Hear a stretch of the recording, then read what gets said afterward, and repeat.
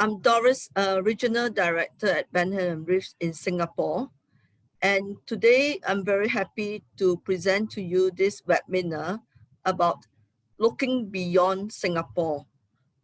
But before we get started, I'd like to just remind you that Benham and Reeves Singapore have moved to Raffles Hotel. And here I am at Raffles Hotel welcoming all of you. This is a beautiful venue and our office is now at Raffles Hotel. And this weekend, we are launching Kings Road Park, and we will be at Raffles Hotel. Now, today's topic is a very interesting topic that we have decided to do this for the benefit of many investors who have been asking me questions about whether to buy in personal name or company's name or about inheritance tax and so forth. There are so many taxes that we are familiar with, but many investors are still not very clear.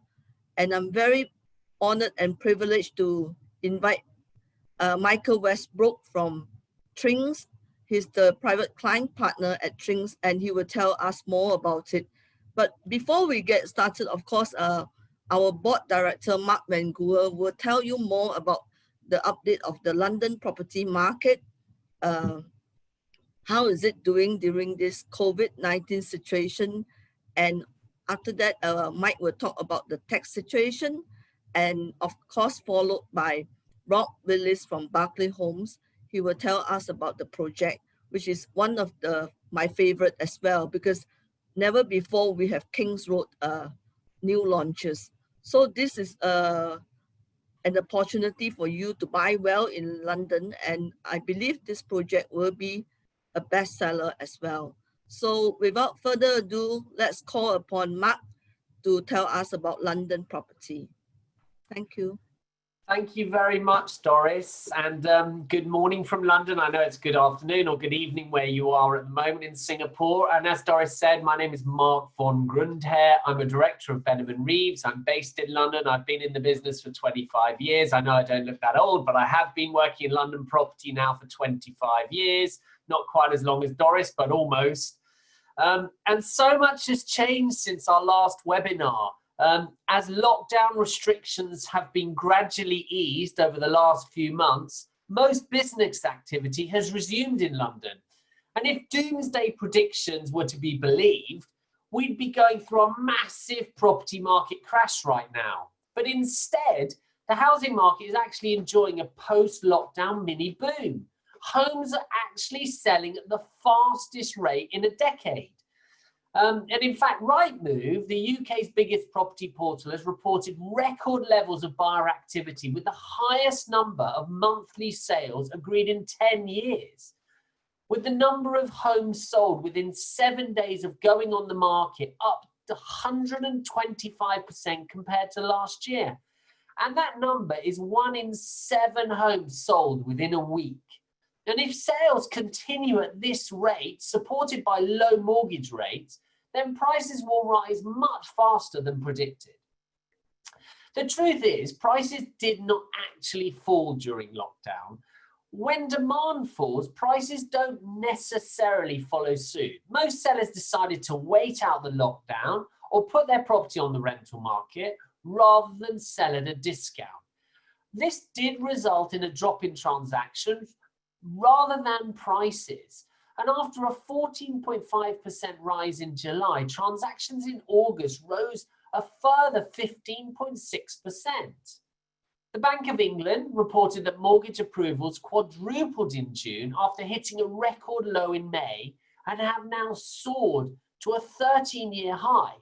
Agents are reporting the number of offers accepted during August was the highest in more than 20 years.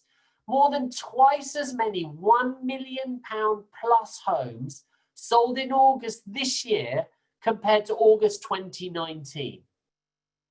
The Centre for Economics and Business Research, the CEBR, estimates 150,000 house moves were actually put on hold because of the pandemic, and they're now back in business. The Nationwide said that in August, house prices registered their highest monthly increase in more than 16 years. And according to Zoopla, another property portal, demand continues to outstrip supply, so much so that house price growth looks set to remain at between 2 to 3% by the end of this year. And the surge of activity in the market is nothing short of exceptional. The recovery in the property market has so far been V-shaped. For those drawing comparisons with the 2008 recession, though, the main difference is that then in 2008, the recession was financially driven. The government has made a conscious decision to help with lockdown, putting measures in place to support the housing market and the economy at large. Across the board, there's been a dramatic upturn in inquiries from investors and homeowners, and most properties are actually selling quite close to the asking price. Meanwhile, activity in the lettings market has been quite robust. There are higher levels of supply and there are weaker levels of demand, and that's had a definite negative impact on rental values. The rental market is extremely price sensitive right now, and accurate pricing is therefore absolutely key, with landlords needing to be flexible on the price to let a property quickly.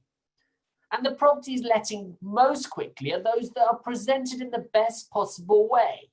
So yes, the letting market is difficult, but as a market leader, Benham and Reeves have continued to let properties both during lockdown and every single day. We are letting properties for our clients. But as I said, the market is not easy, but it's because we're professionals and this is what we specialize in. We're able to let properties for clients. But let's not lose sight of what really matters. London has proved time after time that it's an extremely resilient city, be it in the face of recession, terrorism, or even illness as we have at the moment. London's an international hub for business. The city's strong economy, thriving business outlook, and prosperous jobs market are among the reasons why so many people choose to buy, live, and work here. London property is a bulletproof investment.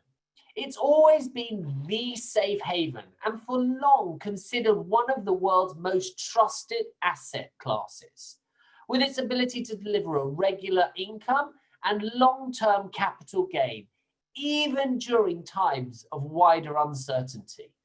Plus, of course, the UK law is known across the world for its openness, its transparency, and its fairness. London has the highest concentration of financial and professional service firms in the world, a very strong tech sector. It's a leading global academic hub, consistently ranked as the world's top student city. Today, we have 450,000 overseas students studying in the UK who together contribute £20 billion a year to the UK economy. Education's always been a key driver for residential property, and just last month, a Saudi billionaire set the world record for the most expensive student accommodation by paying £18.6 million for a flat for his daughter while she's studying in London. Then there's the leasing market or the rental market. With such strong tenant demand, both from students and professionals and families, this means we have minimal void periods and consistent yields. Today, 1/3 of London households live in private rented accommodation, but according to PwC, in 5 years' time by 2025, 60% of London households will be living in private rented accommodation. And at Benham and Reeves, we are optimistic because this is a market with sound long-term fundamentals. Most importantly of all, and this really is crucial to create some context at a time like this, never in London's many centuries of history, have we seen a crisis from which markets and house prices have not bounced back stronger. And that includes the Spanish flu of 1918, the Great Depression of the 1930s, the stock market crash of 1987, 9/11, the credit crunch, or even Brexit. And as the world's major economies go into recession, investors need to look for ways to hedge against this by investing in asset classes which have historically been able to deliver stable returns and quick recoveries. So looking at why now, if you can afford it, now is a good time to buy. This is definitely a buyer's market. After 2 successive interest rate cuts in March 2020, the Bank of England base rate remains at a historic low of just 0.1%. This means that many lenders are offering incredibly competitive buy-to-let mortgage rates, and that's both to UK residents and international investors. Meanwhile, developers are offering good deals at the moment, as many have completed units which are built up during lockdown, which they need to sell. And we're seeing very strong demand from overseas investors, particularly from Hong Kong, after the July when the UK government offered about 3 million British national overseas passport holders in Hong Kong a path to British citizenship. So there's no surprise with such demand that in Hong Kong last weekend, there were 40 property shows.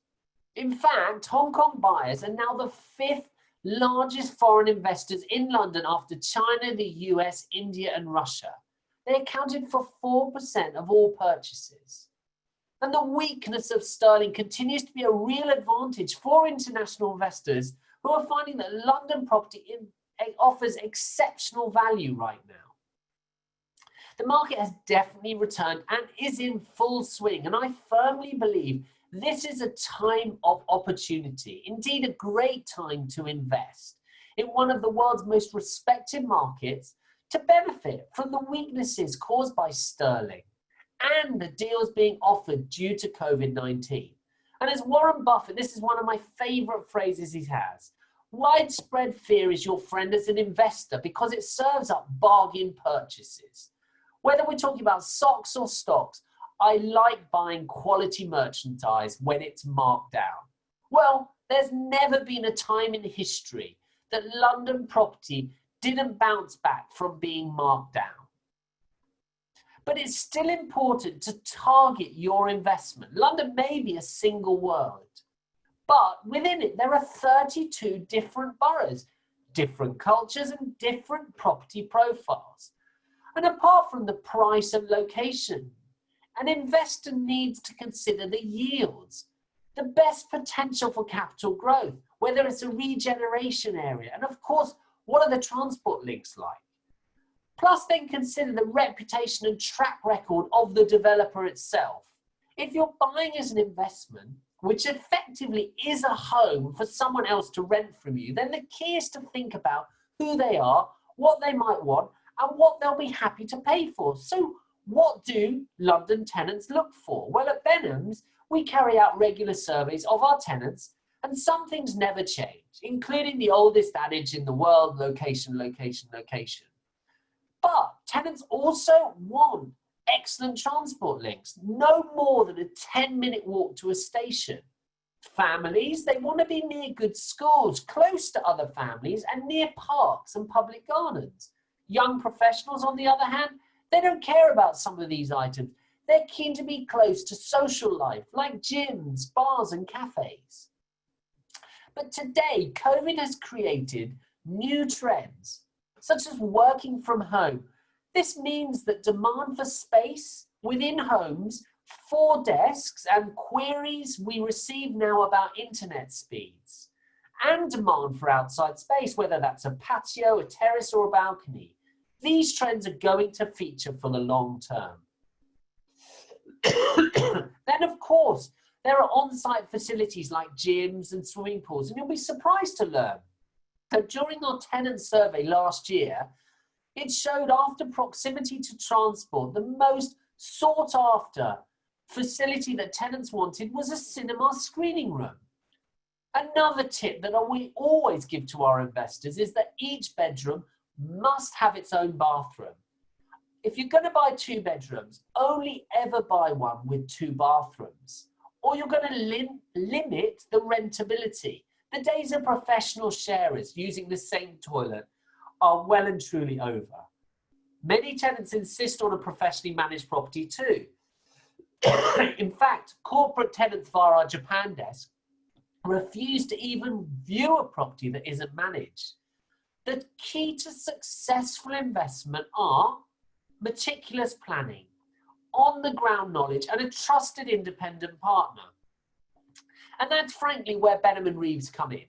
We have 60 years of experience in the London market, 16 branches at the moment, and 2 more scheduled to open over the next 6 months, plus 8 more internationally. We were the first agent 25 years ago to open a local office for our clients in Hong Kong, followed by our office in Singapore, Malaysia, Shanghai, 3 in India, and now Dubai, covering the UAE and Africa. Our focus is on our clients, ensuring we'll help with everything that an investor needs by offering a complete one-stop service. It starts with investment advice of what to buy and where to buy, followed by a handover and snagging. You don't have to fly 7,000 miles all the way to the UK to come and check that the developer's finished your apartment. We'll do that for you, or arrange for it to be done for you.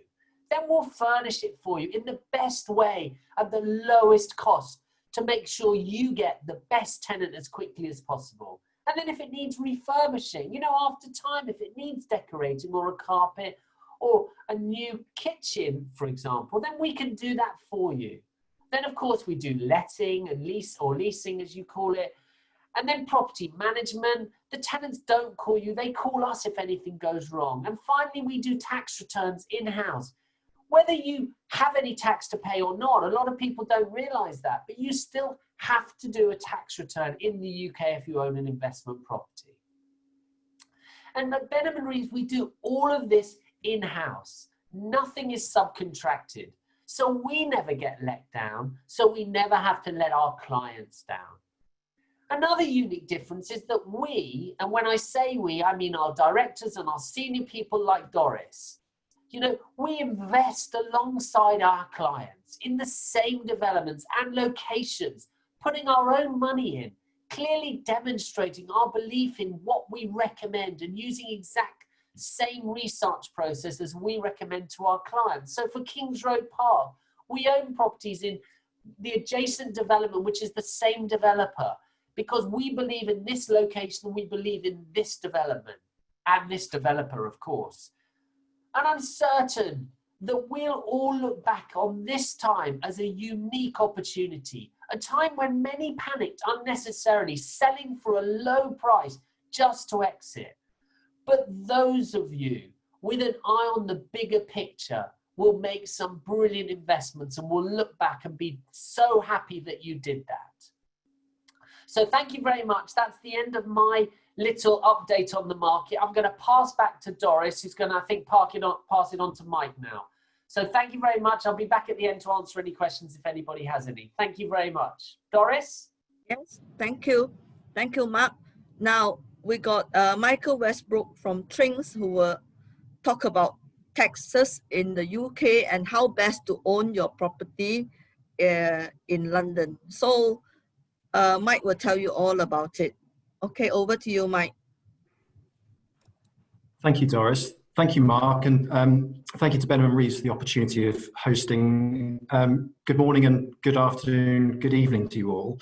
I've got the slightly dubious task of making tax an interesting subject, but I'm a partner in the private client team here at Frings, and I spend a lot of my time thinking about tax and advising on it, and particularly how to, or for clients, how best to structure their ownership of assets to make it as tax efficient as possible.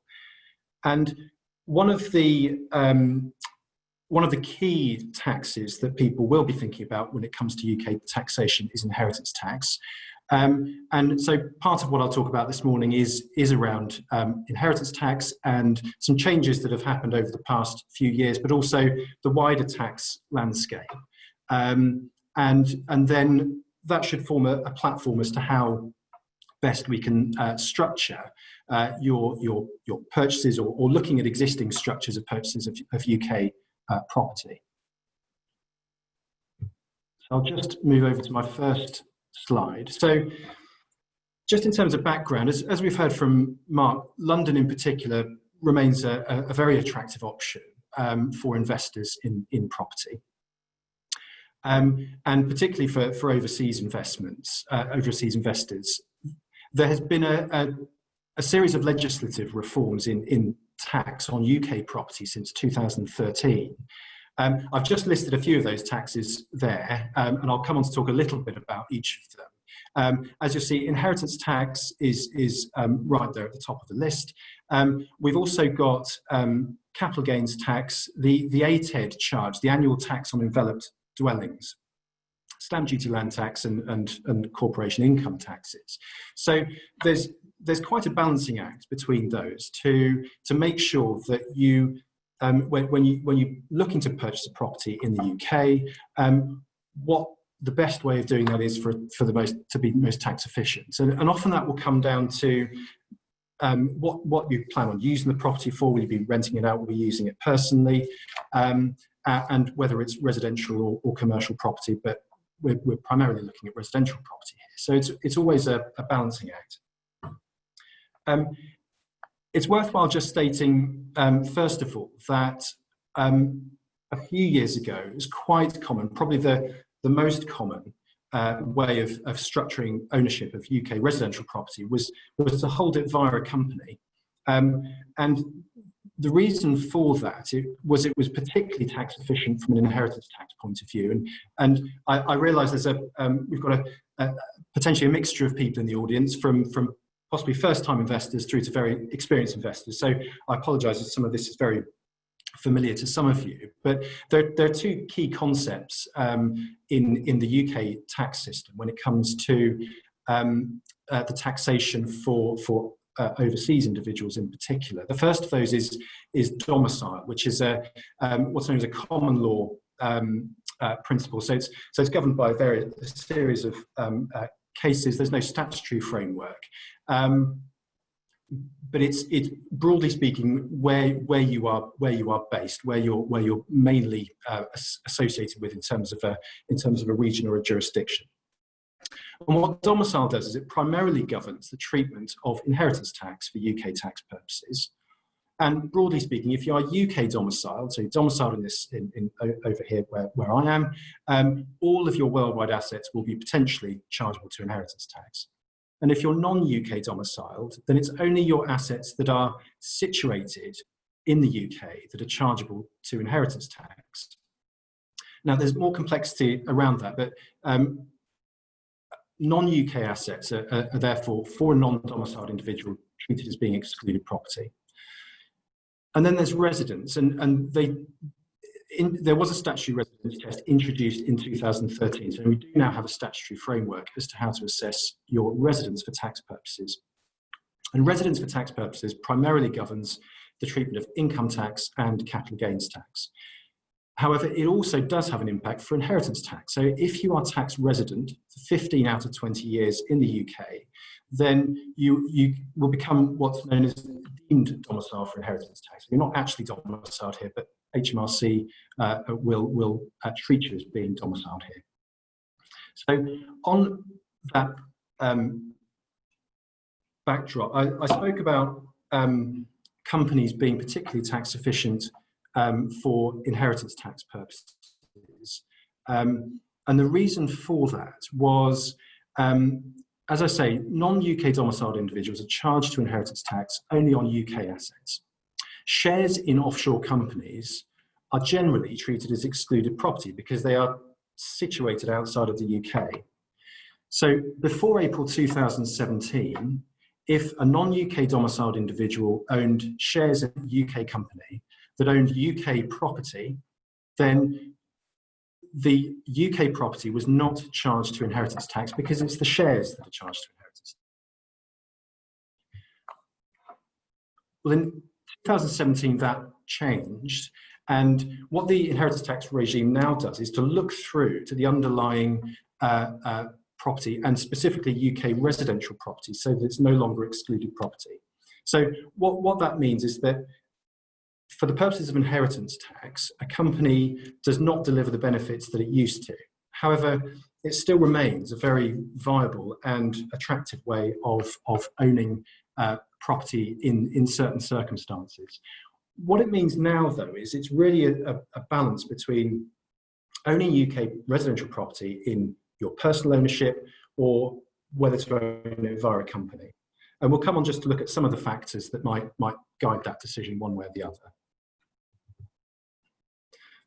Just to look at some other taxes, again, which might inform how you own a property in the UK, or indeed if you've got an existing structure, what you might do with that. There was the annual tax on enveloped dwellings charge that was introduced in 2013. What that does is it creates a tax charge on companies that own UK residential property that are worth more than £500,000. However, the ATED doesn't apply for property rental businesses. So if you own a UK residential property in the UK and it is let to third-party tenants on a commercial basis, then you qualify for relief from the ATED charge. And there's a broad range of charges. As I said, it depends on the value of the property.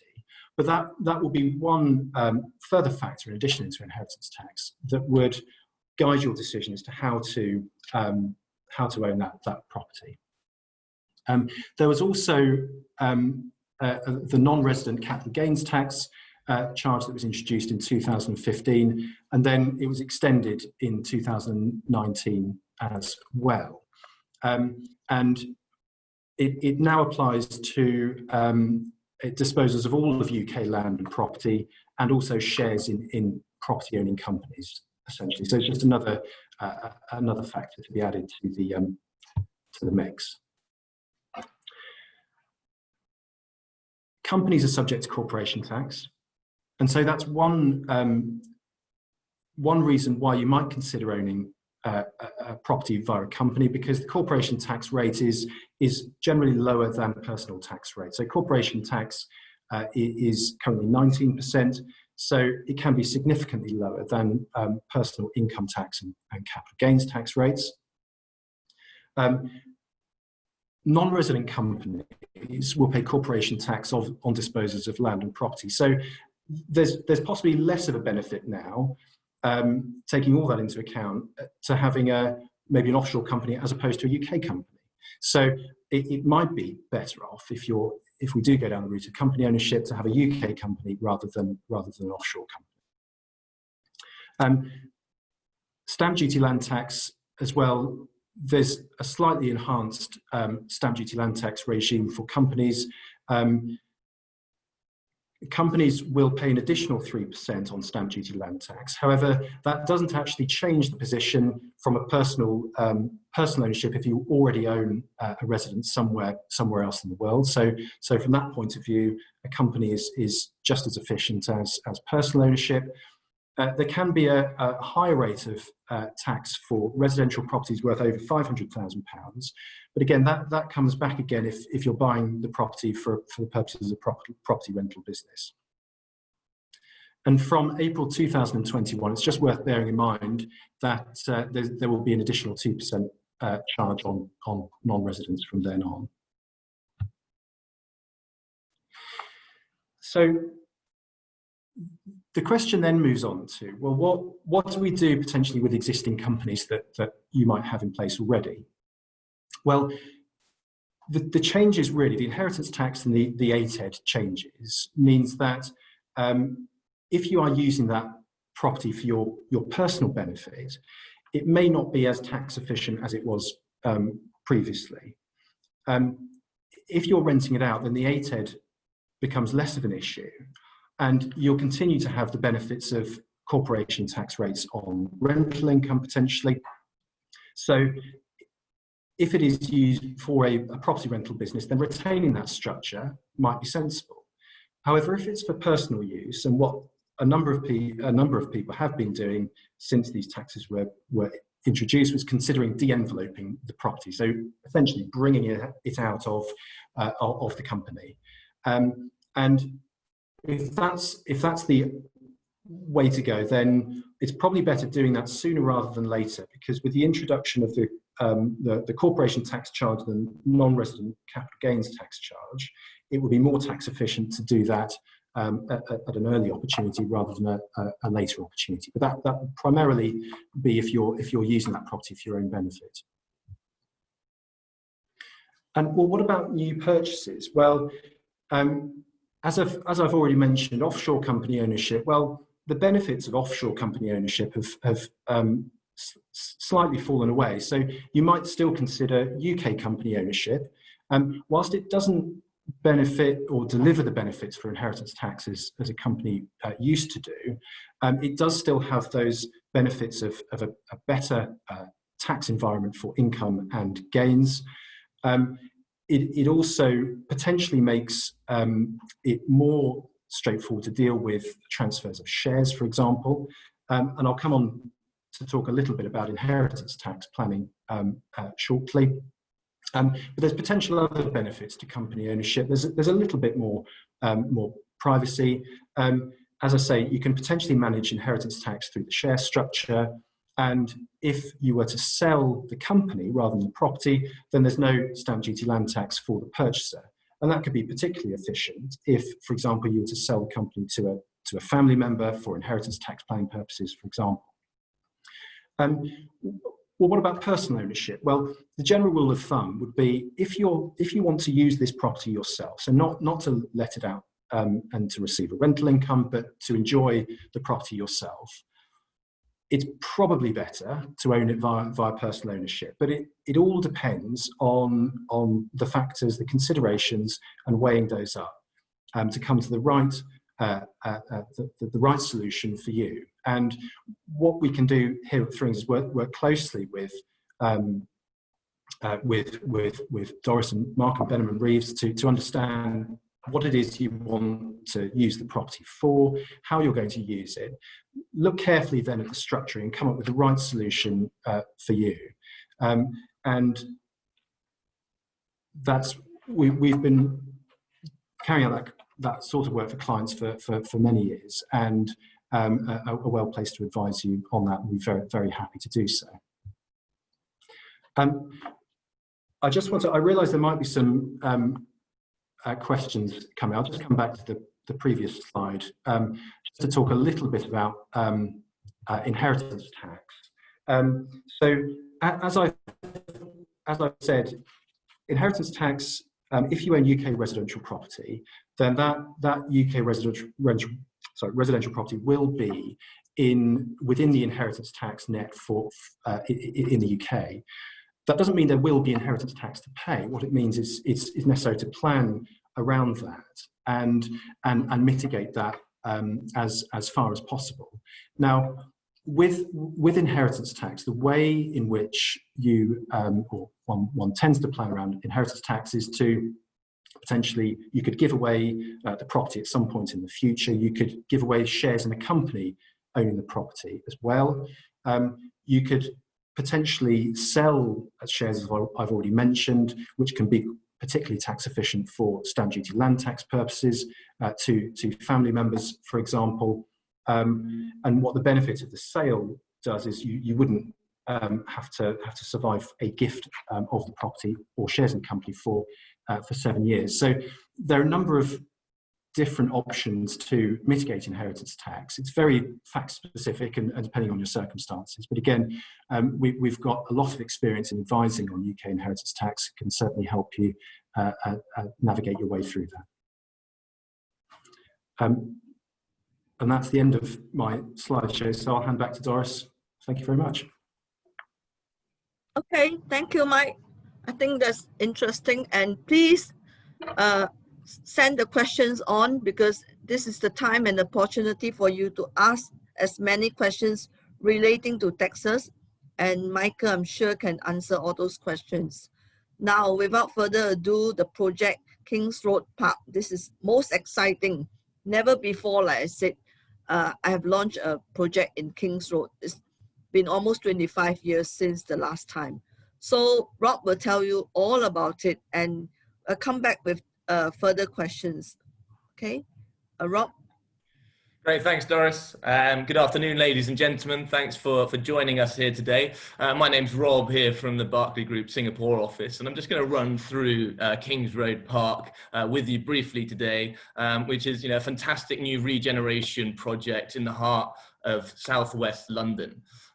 First and foremost, just a little bit about sort of who and what part of the Barclay Group is developing Kings Road Park. So ultimately it's under the St William part of the Barclay Group brand, which is ultimately a joint venture with the National Grid. So, this is two FTSE 100 companies coming together to deliver, a huge regeneration in the heart of central southwest London.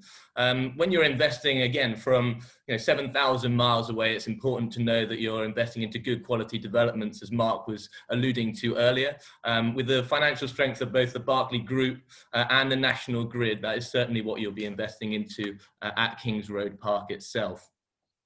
So ultimately, sort of where is Kings Road Park? Well, it's essentially the final piece of the jigsaw of the South Fulham Riverside regeneration area, which essentially took place or started the regeneration around 20 years ago.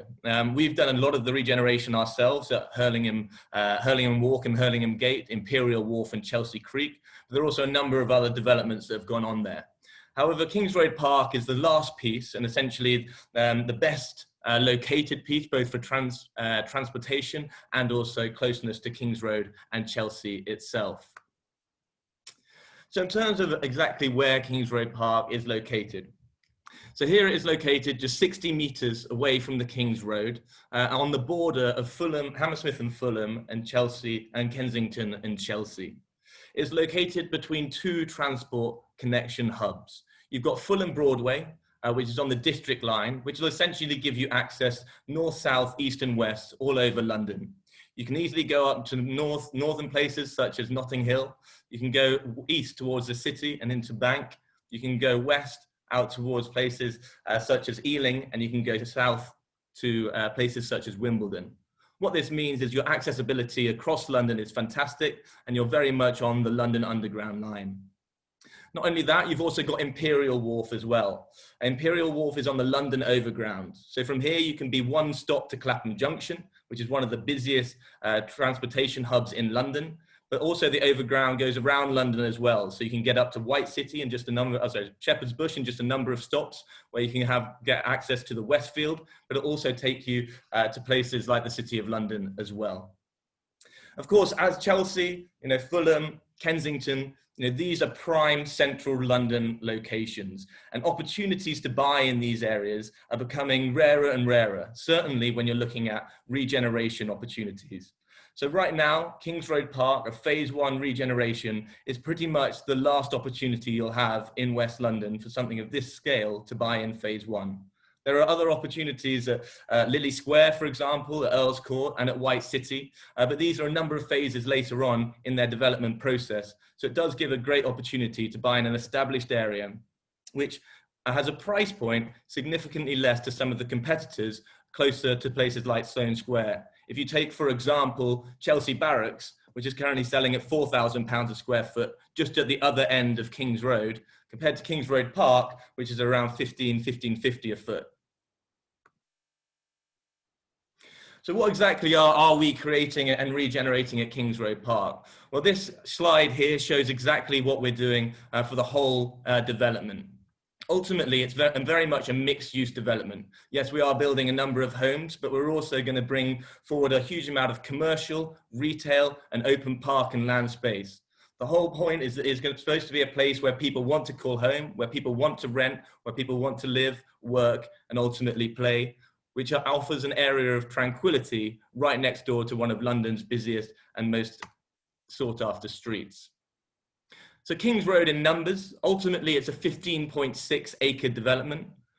Once complete, there'll be 1,845 new homes. There'll be over 6 acres of parkland and squares and gardens, and over 100,000 square feet of commercial, retail and restaurants on site. So it will ultimately become a destination for Southwest London. In terms of accessibility to those transport links I've already spoken about, Fulham Broadway you can walk to in just 8 minutes. Imperial Wharf you can walk to in 9 minutes. You've also got the benefit of the Thames River Clipper, which is just a 17-minute walk away at Chelsea Harbour. And this means you can access various places along the river, going all the way to Canary Wharf. So Kings Road Park, phase 1. As you can see here, the architecture we've used is very traditional. All of the apartments that we have on the development will have balconies and outside space. And you can see from here how we can incorporate both the apartments and homes with the commercial on the ground floor. Landscaping across the Berkeley Group is very important. We don't like to try and take a plot of land and put as many apartments on there as possible. It's important to have placemaking and create places where people want to live. And this is certainly going to be the case at Kings Road Park, which has a huge park running through the middle, as well as various private gardens for the residents only to use.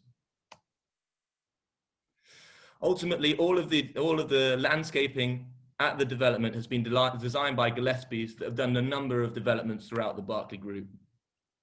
So in terms of phase 1, it ultimately consists of 3 main blocks. We have the Wren block, the Windsor, and the Beaumont, sorry. They're all essentially around the private residence garden, as you can see here in the middle.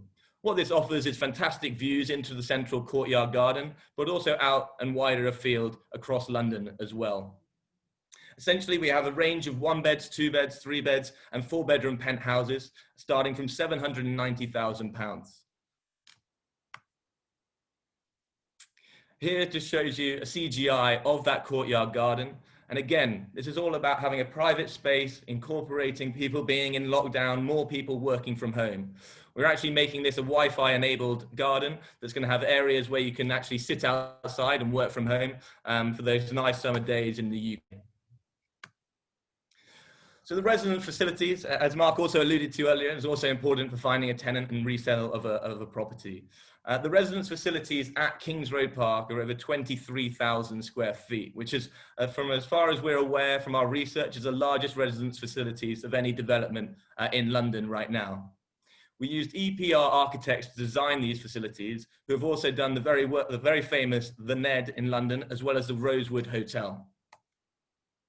So what these facilities will offer, which are all underneath phase 1 and will be complete within phase 1, is pretty much anything you could imagine. There's 24-hour concierge, there's 2 business meeting rooms, there's 2 cinema rooms, there's a virtual golf room, a spinning room, a gym, a sauna, a steam room, a spa, a 25-meter swimming pool, as well as a private dining room. So no matter what you or your tenants are looking for, they can certainly be entertained here at Kings Road Park.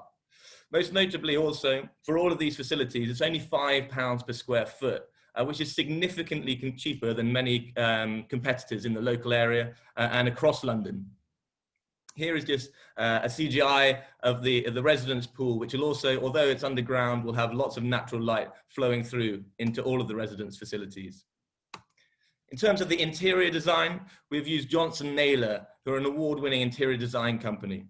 And ultimately, the apartments are going to have a bespoke feel to them and have 3 different types of color palette, which you can choose.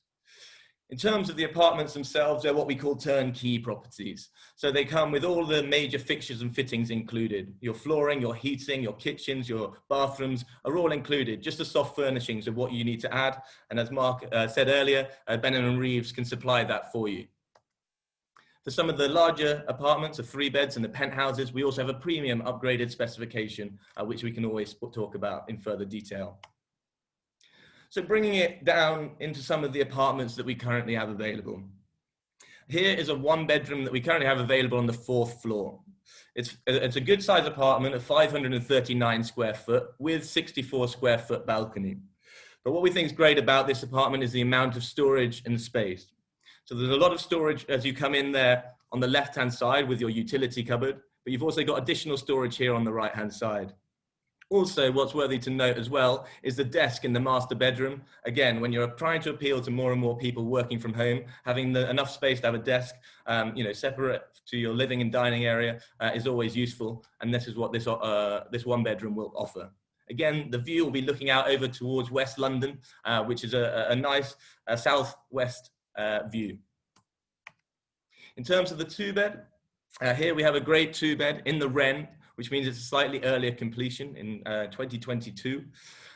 Here, it is 822 square feet, but ultimately it has 2 balconies. So it sets it apart from many of the other properties within the development. Again, it's got a lot of stories and study space as well.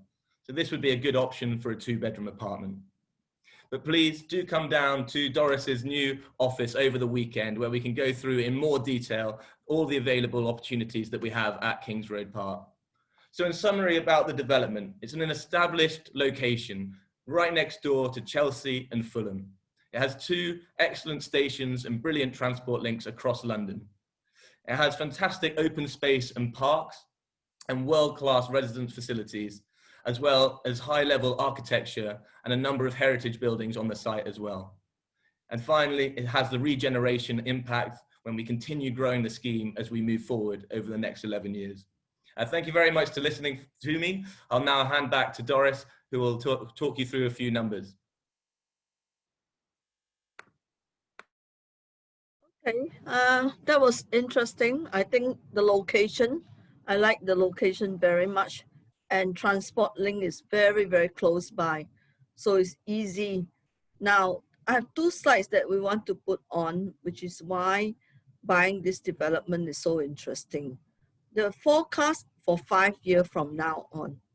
Now, the is that the price appreciation over the 5 years, you have minus 4% this year due to the unfortunate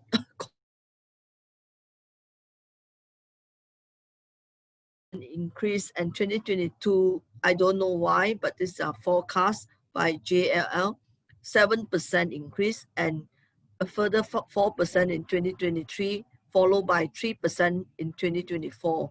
So all this adds up will give you a good profit of about £114,000 versus what you put in for the purchase. And same for Savills, they have predicted about the same rate of return. So this is very interesting, and you have a lot of time, 2023 to 24 for a completion of this project. So this makes ROI interesting, The next slide is about rental yield, I think. Can we have the next slide? Which is, this is, that's the one. The rental yield is also very, very interesting. This year is unfortunate, but believe it or not, Benham and Reeves have rented out most of the units that are completing or going to complete or completed. So we have done well even during COVID-19. Of course, there's a slight reduction, but still we managed to rent out. In fact, I just want to share the good news. Someone just asked me to help her to rent, and within 1 week, I got the unit rented out, and it was previously not through us. So that was good news. So the rate of return will also be escalating after this year. It will be good return. So again, the rate of return for rental property should be in the range of 3.5 to 4% gross. So it's much better than Singapore. So it's therefore we have the topic of looking beyond Singapore. So rental is actually very vibrant, if not for COVID, and we have no empty units for many, many years. So it's a good market. London is evergreen. London is a very steady market. So I'm sure after this year, things will definitely improve, and you will see good rate of appreciation. So therefore, I feel that buying well is very, very important. And Kings Road Park is really one of the schemes that I really like. I can put my money in anytime. And without further ado, we want to welcome you guys to give us your questions. And of course, meeting us this weekend. Register your appointment with me. I've already got a few appointments on Friday, Saturday, and Sunday. We are open at Raffles Hotel Friday, Saturday, and Sunday from 11 a.m. to 6 p.m. So you need to make appointments because of the COVID situation, we want to have 1.5 hour interval in between. So please call me or text me or message me or whatever. And then we have a chat, and then we have also the display here. The model is here at Raffles Hotel, and we can go through the scheme. So now let's look at the questions we have coming in. The first question is from Mr. Panit Singh, right? It says, if a person having shortage of some money in investing property, from where that person can take a loan from a bank? I mean, what are the options for that? Maybe Mark can answer that question. Basically, is whether you can take a loan. Yeah. Yeah, I think yes, 100%. If you need a loan, as I said when I was speaking, the Bank of England rate is very low at 0.1% at the moment. All the UK banks are open lending. There are a number of specialist lenders, you know, whether they're in Jersey, the Isle of Man, Guernsey, Asian banks lend.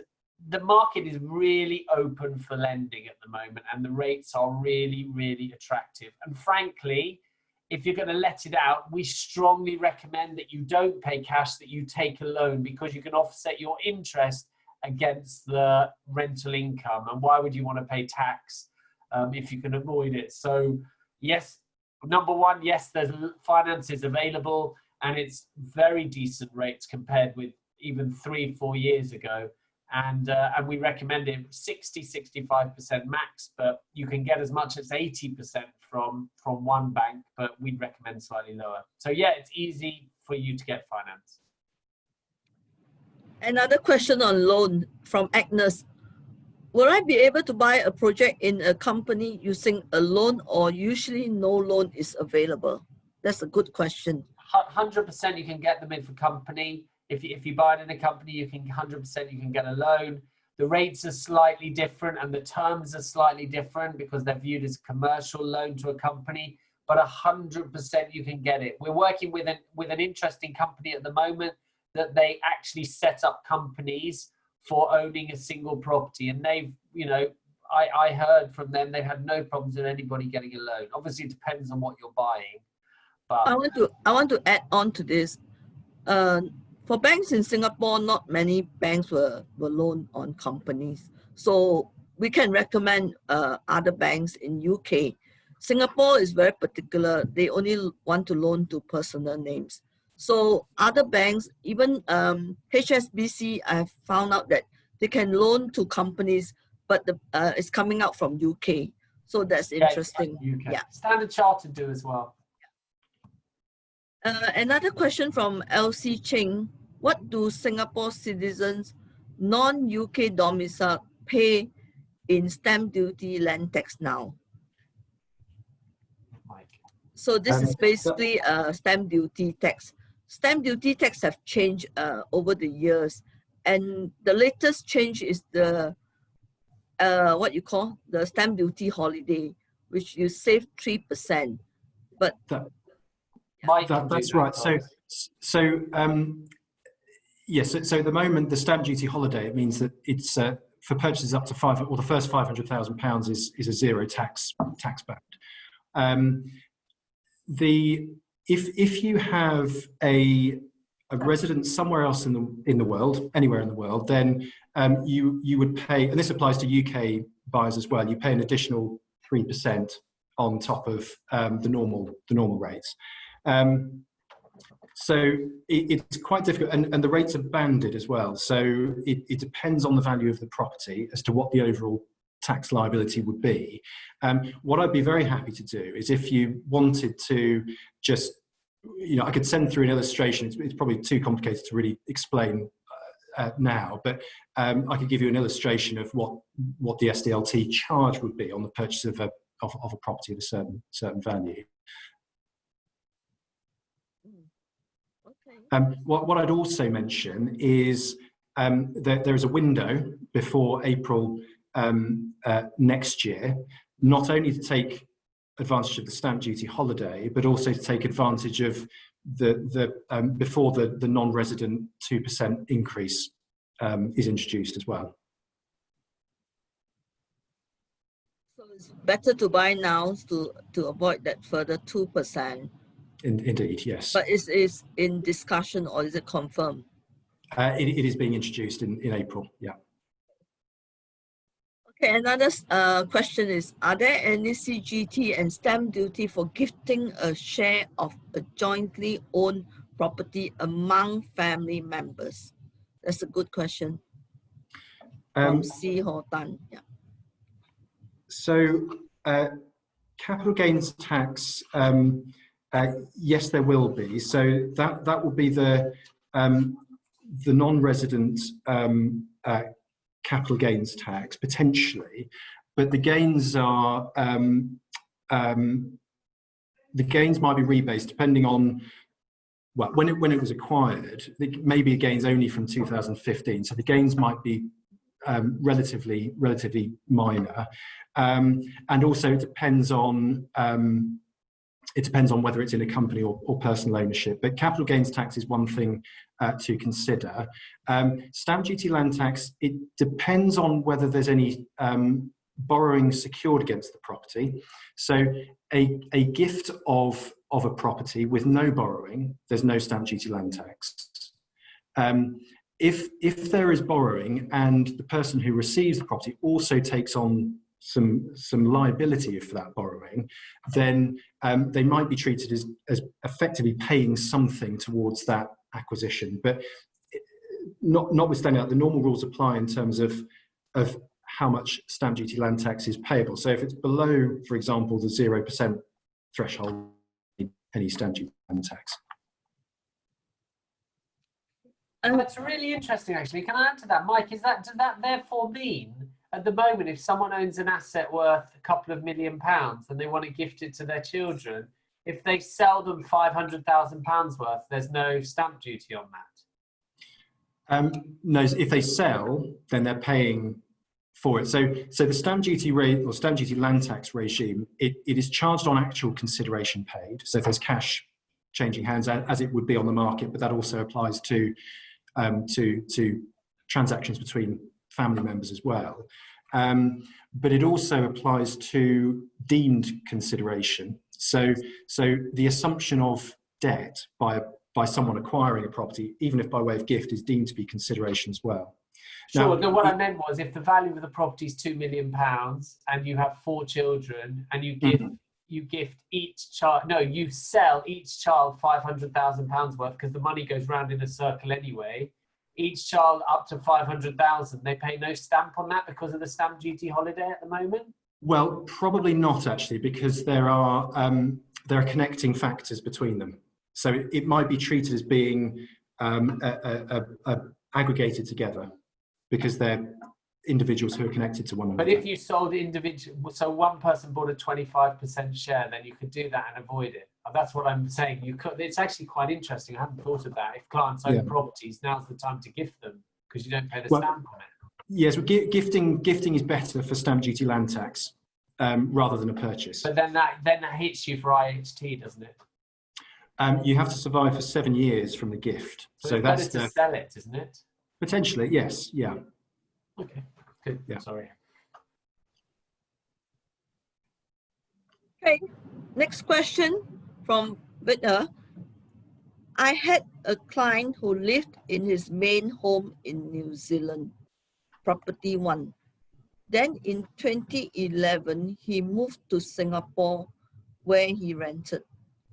He then bought a buy to let in New Zealand property 2. In 2015, he sold property 1 and moved back to New Zealand into property 2. He purchased other buy-to-let properties in 2015, 2016, and then in 2016, he sold the New Zealand property he was living in. He now is buying a property in the UK and is claiming he does not have to pay the extra 3% as he has sold his previous main home, property 2, and on the government UK. If this applies, don't have to pay the higher rate. Do you agree? If it is a acquisition of a main residence or replacing another main residence, then yes, that sounds broadly right. I'd just say I wouldn't I'd couch that in terms that it can be quite complex actually, and it depends on the circumstances. So but it doesn't sound far wrong. Yeah. Yeah, maybe we will send that question to you, and you can formally reply in the email. Yeah. Yes, I'd need to look at. I'll take a bit of time to complicated. look at the background, but yeah, happy to. The next question from Tan Cheng Lee is: what the loan tenure and will age be a factor on loan tenure? Yes, the answer is yes. The loan tenure will depend on your age. Yeah, and most banks in Singapore will loan up to age 65 to 70, depending. Yeah, so that's the answer for you, and yeah, and you can use your children's name if you want that to stretch the loan tenure longer. Okay. Another question is first tier bank like Barclays, NatWest, Stanchart lend to non-resident from Malaysia. This is from Han Tan. Mark, you can answer that. I think, yeah, 100%. They'll lend non-resident from Malaysia. You mean non-Malaysian living in Singapore? I mean, yeah, all of the banks, Barclays, NatWest, Standard Chartered, depending who you are as an individual and what you're buying, they'll all loan to you. It doesn't matter where you're from. If you're not, when you say non-resident from Malaysia and you're resident in Singapore, there's no problem. If you're resident in the UK, that's no problem either. The banks will lend. It depends on your status. So you have to be earning an income and you have to be able to demonstrate the income. And secondly, it depends on the property you're buying. So you need to buy in, generally we say zones 1 to 3. So this project that Rob's got in Kings Road Park, we love it because it's zone 1, it's on top of the station, it's easy to get finance. We let as a business about 500 units in Imperial Wharf and Chelsea Creek, which is next door. And we've got Malaysians who've got finance there, 70%. We had about 30, 40 Malaysians. There's no problem with finance.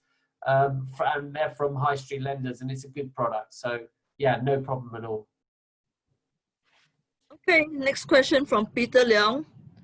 If I buy a property in 4 names, namely myself, my wife, and 2 children, both parents have taken a loan to fund the property. My question is whether all 4 joint owners need to submit tax return or just the parents who are servicing the loan. Mike, you want to answer that? Yes, that's probably me. If they are adult, then they'd all have to submit tax return. If there's income being generated and received, then the income would follow from the beneficial ownership, and they'd have to file tax returns. Yeah, I think everyone has to file the tax return annually. Yeah, that's the answer. Another question. This is a long question. C.W. Tan. AA bought London property in 2017 for £800,000. Mortgage taken £300,000. In 2018, AA agrees to joint ownership with the cousin BB, and the following was carried out. BB pays bank £140,000 to reduce half the mortgage then outstanding. BB pays AA 260, 400,000 less 140 in 2020. AA dies in a car accident. Ignore the 325K estate threshold. Does BB need to pay IHT as joint tenant of the property? If yes, is this computed as 50% of property price times IHT rate at 40%? Or is it 100% of property price times IHT rate at 40%? Mike. Did you get the whole question, Mike? It's a very long question. It was. I'm very happy because it's quite complex. I'm very happy to respond to that by way of an email. Just very briefly though, I think the question centres around, well, obviously inheritance tax and how joint ownership is treated for inheritance tax. And there are two different types of joint ownership. One is called tenants in common, when you have a defined beneficial interest in the property. So it could be 80%, 20%, or whatever it might be. The other one is called joint tenants, where you have joint owners and they don't own a defined share. They just all together, they all own all of it. Well, the way the inheritance tax rules look at that is where you have a joint tenancy, they treat, if it's two joint owners, they'll treat it as being 50-50, as ownership as 50-50. So on a person's death, on a joint owner's death, that will automatically pass to the surviving joint owner under a joint tenancy. And if they were, I think the relationship was cousins, or was, I think that's right. Cousins, yes, cousins. So cousins, there would be a transfer, a deemed transfer of that to the cousin, ignoring the 325,000. Let's say that's been used up or not otherwise available. It would be 50% on that half share.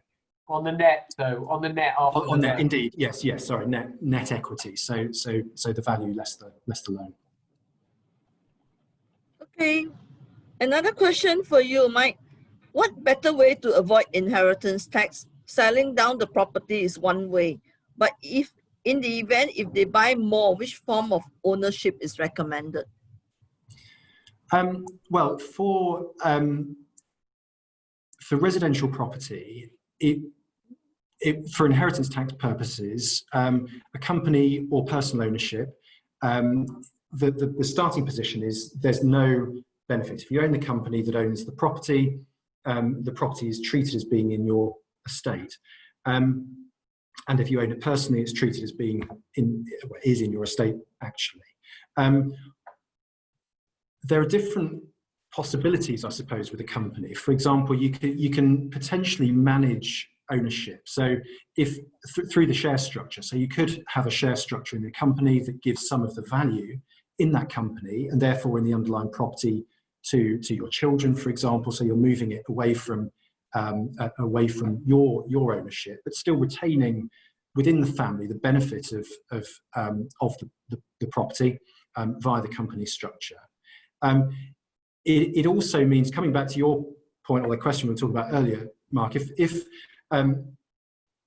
one way of reducing the inheritance tax liability is to sell the asset rather than gift it and have to wait for that 7-year period for inheritance tax purposes.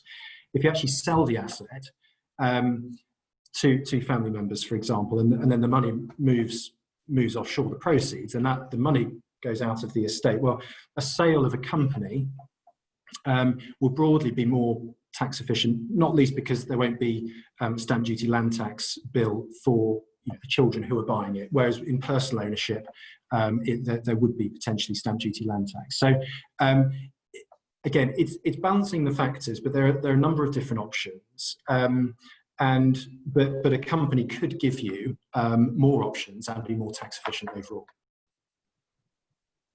Thank you for that. I mean, if you didn't need the asset, you could just sell the property, right? And then bring the money back to Singapore, and then it's not taxable. Exactly. Yeah.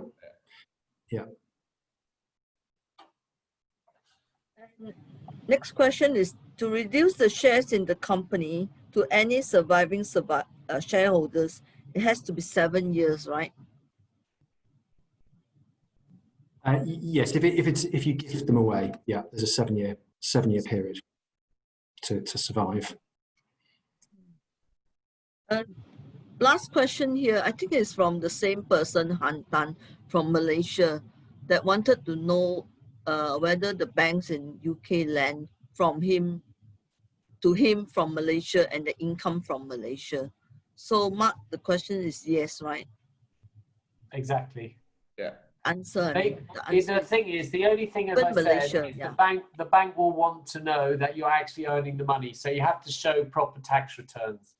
Yeah. You know, I say that because some countries, you know, they just want to see that you're, you know, if you're employed by a big company or you're working, even if you're working in your own business, you just have to show your income. It doesn't matter where your money coming from, as long as you're able to demonstrate it. That's all the banks look for. Yeah, I think that's all for questions and answers. And please send in any more questions if you have, or come and meet us this weekend at Raffles Hotel. And yeah, we're here to tell you more about it and answer all the questions you have about the project, about taxes, about anything about UK. And I've been around for 25, 30 years on this. So look forward to seeing you all, and thank you for all the speakers. Well done. Thank you. Thank you, Doris. Thank you, everyone. Thank you, Doris. Thank you, Mark.